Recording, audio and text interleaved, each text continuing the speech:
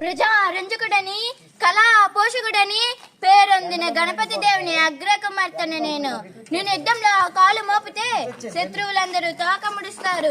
నా వేరే గర్జన వింటే వారి పై ప్రాణాలు పైనే పోతాయి. నేను రణరంగంలో వీర విహారం చేస్తుంటే ముందు చూస్తే రుద్రమ, వెనక చూస్తే రుద్రమ, పక్క చూస్తే రుద్రమ, ఇటు చూసిన రుద్రమ అంటూ శత్రువులు పరుగు తీశారు. ఆంధ్రదేశ చరిత్రలో మా కాకతీయులకు విశిష్ట స్థానం ఉంది. మా తండ్రి గణపతి దేవులు ఒక పక్క సంగీత, సాహిత్య, నృత్య కళలు నేర్పిస్తూనే మరో పక్క రాజనీతి, అర్థశాస్త్రం, యుద్ధ విద్యలు నేర్పించారు. మా తండ్రితో పాటు ఒక్కొక్కరిని ఓడిస్తూ ముందుకు పోతుంటే దేవగిరి యాదవరాజు నాపై కత్తి మోపాడు. కానీ నేను జంకలేదు. పురుషవేషంతో విజృంభించి విజయం సాధించాను. ఆంధ్రదేశ చరిత్రలో నా పరిపాలన కాలాన్ని ఒక స్వర్ణయుగంగా భావించాను.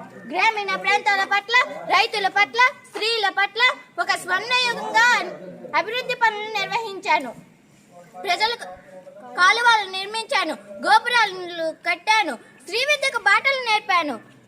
ప్రజలందరికీ నచ్చే విధంగా, అందరికీ మెచ్చే విధంగా దేహ శౌర్య సాహసాలకు ఒక ప్రత్యేకగా ఆంధ్రదేశ చరిత్రలో ఒక వేగు చుక్కలా నిలిచాను.